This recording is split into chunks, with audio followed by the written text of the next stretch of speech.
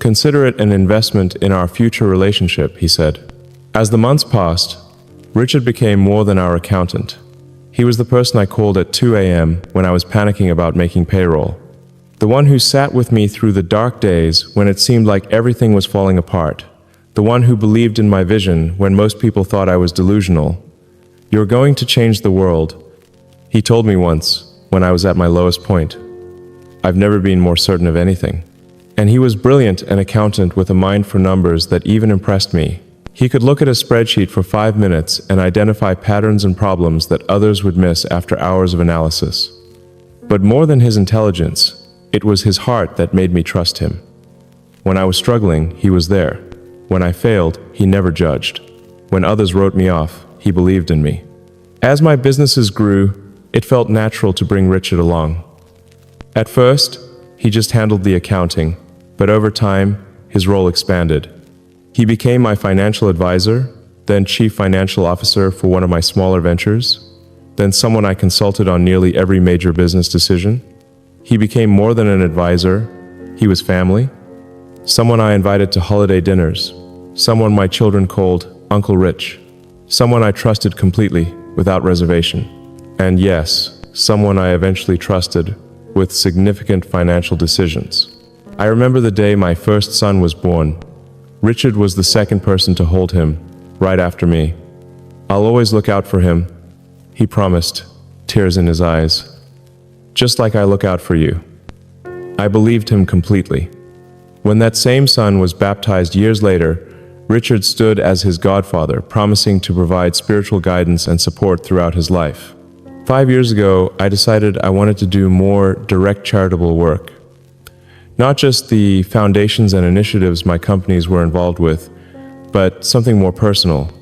Something that would help children in underserved communities access education, healthcare, and opportunities they might otherwise miss. The inspiration came after a trip to several developing countries. I had seen children with incredible potential being held back simply because they lacked access to basic resources, clean water, adequate nutrition, quality education, reliable healthcare, children who could one day cure diseases or develop clean energy solutions or write symphonies that would move millions if only they had the chance to develop their gifts. I was passionate about it, but I also knew I didn't have the time to manage it personally with everything else on my plate. Running multiple companies, developing new technologies, trying to be present for my family, there were already not enough hours in the day. Richard suggested setting up a dedicated fund. He had contacts, experience with nonprofits, and most importantly, I trusted him. "Let me handle it," he said. "You focus on running your companies. I'll make sure your money helps those kids." It made perfect sense at the time. I transferred a substantial amount, tens of millions, into accounts he would oversee specifically for these charitable initiatives. For the first 2 years, everything seemed fine. I'd get regular reports about schools being built, medical clinics being funded, scholarship programs being established. There were photos of smiling children, grateful teachers, new facilities. Richard would show me spreadsheets detailing where every dollar went. The numbers always added up. Everything looked legitimate. When I would ask questions about specific projects, Richard always had immediate, detailed answers. He could tell me how many children were attending a particular school, what medical equipment had been purchased for a specific clinic, which students had received scholarships, and what they were studying. His knowledge seemed comprehensive, his passion for the work authentic. Occasionally, I would make suggestions about new initiatives or regions we might expand into. Richard was always receptive, thoughtful, and quick to implement ideas he thought had merit. When he pushed back on certain proposals, his reasoning seemed sound. Concerns about corruption in a particular region, or about the sustainability of certain projects, or about our ability to properly monitor the use of funds in areas with limited infrastructure. I was proud of the work we were doing, proud of the difference we were making. I would tell other wealthy friends about our initiatives, encouraging them to start similar programs.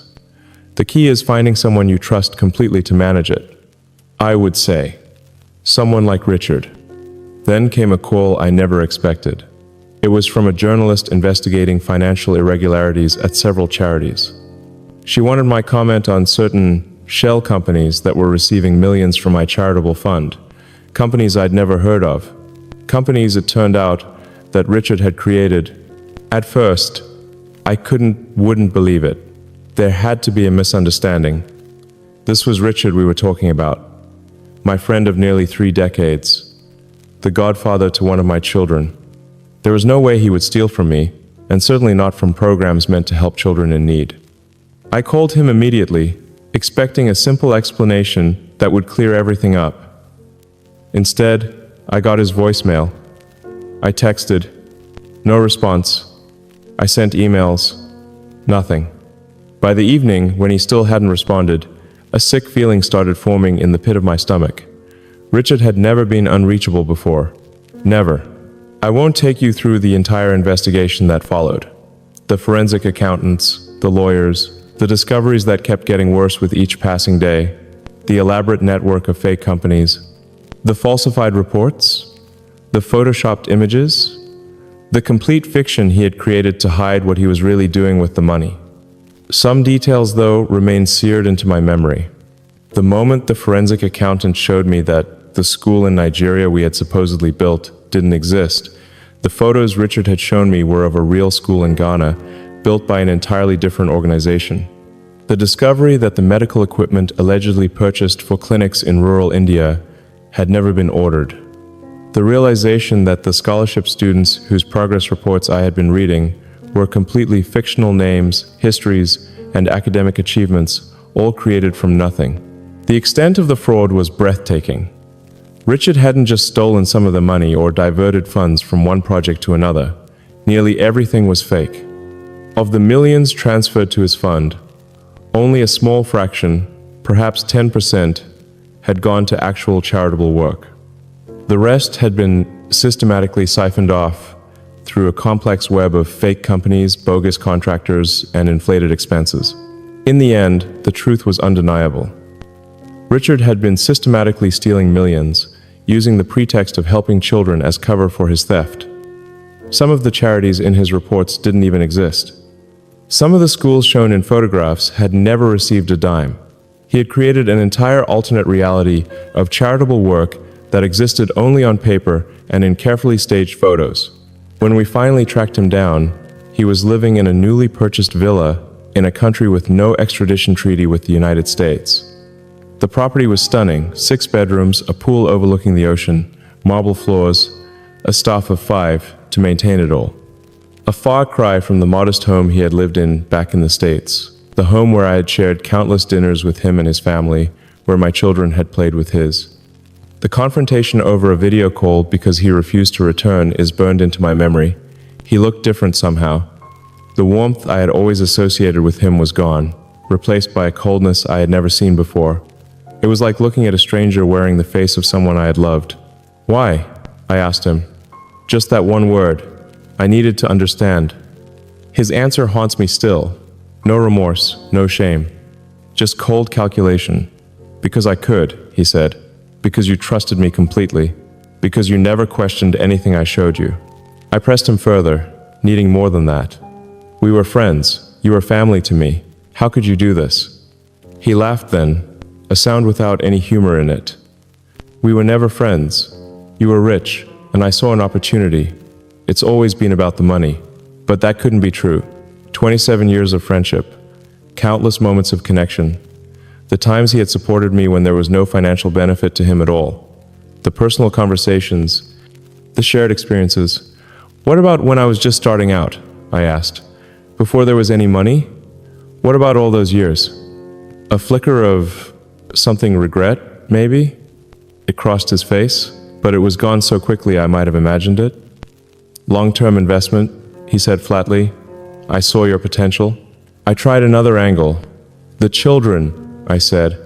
"How could you steal from children who have nothing?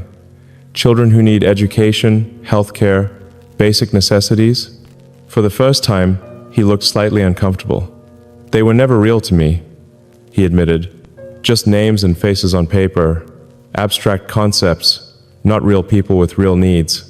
That perhaps was the most chilling part of all his ability to completely disconnect from the human cost of his actions, to reduce suffering children to abstractions that could be exploited for profit. The financial loss was substantial, even for someone with my resources, but that's not what hurt the most, not even close. What cut deepest was the betrayal itself.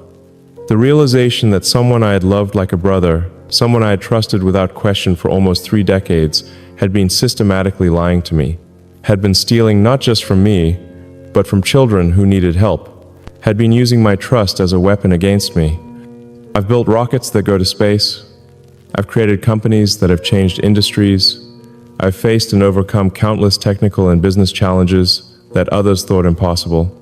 But nothing prepared me for the pain of this betrayal, for the shock of realizing that my judgment of character, something I had always prided myself on, could be so catastrophically wrong.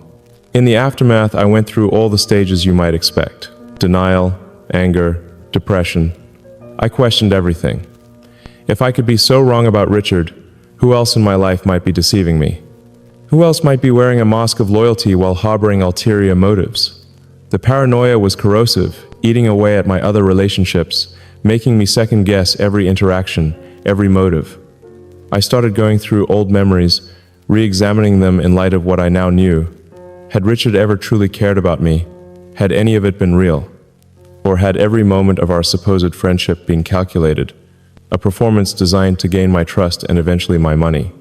I would lie awake at night, replaying conversations from years ago, looking for clues I had missed, signs that should have warned me. The impact on my ability to trust others was immediate and devastating. I became suspicious of everyone: longtime employees, other friends, even family members. Suddenly, everyone was a potential threat. I installed new security systems, changed financial protocols, limited access to sensitive information, created multiple layers of verification for even basic decisions. People who had worked with me for years suddenly found themselves unable to do their jobs because I had restricted their authority so severely. For a while, I pulled back from nearly everyone. I focused entirely on work, on problems I could solve with logic and engineering and science, problems that didn't involve trusting people. I stopped donating to charities altogether. If my money wasn't actually helping, what was the point? The legal battle to recover the stolen funds has been ongoing for years now. We've managed to claw back some of it, funds that hadn't yet been spent, assets that could be seized. But much of it is simply gone, used to fund Richard's lavish lifestyle, or hidden in accounts we haven't been able to trace. The villa where he lives now is legally owned by a series of shell companies that can't be directly linked to him.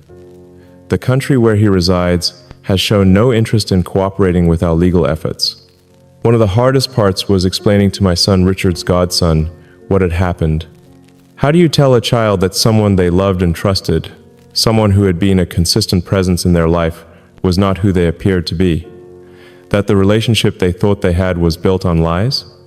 I tried to be honest while still protecting him from the full ugliness of the betrayal, but I could see the confusion and hurt in his eyes. Another casualty of Richard's deception.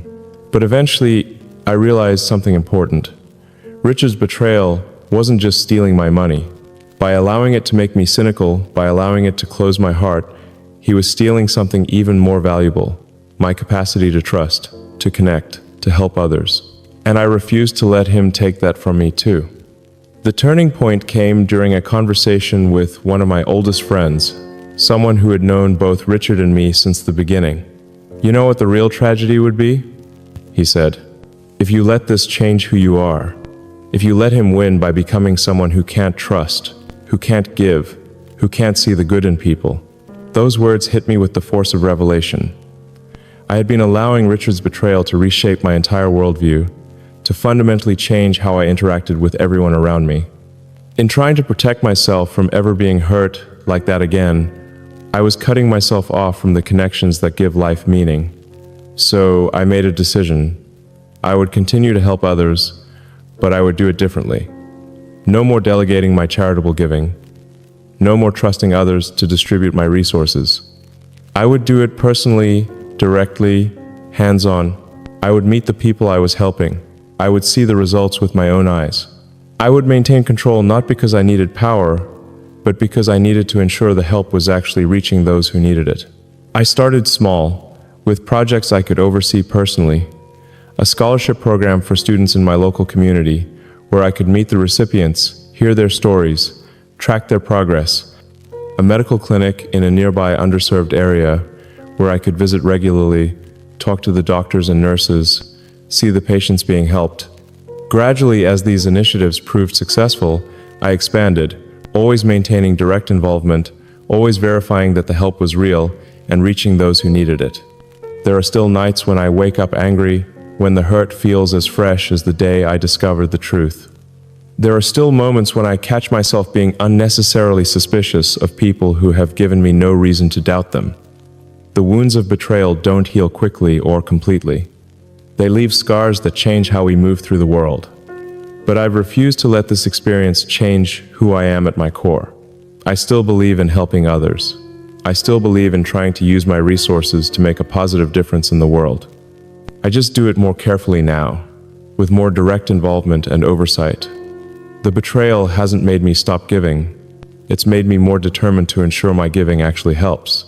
I've also come to understand that there's a certain freedom in doing this work directly, in seeing with my own eyes the difference it makes. I've sat with children who are learning to read because of educational programs I've funded. I've talked with parents who can now afford medical care for their children because of clinics I've helped establish. I've watched communities transform because someone cared enough to invest in their future. These experiences have been healing for me, reminding me why I wanted to do this work in the first place. And I've learned something valuable, something I want to share with all of you. Trust is precious, but it shouldn't be blind. Care deeply for others, but maintain appropriate boundaries. Be generous, but be wise about how you express that generosity. True compassion isn't just about giving. It's about making sure what you give creates the positive change you intend. I think about the red flags I missed with Richard.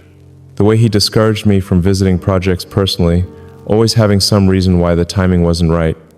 The lack of independent verification for his reports. The way he would get defensive when I asked certain questions. In retrospect, the signs were there, but I ignored them because I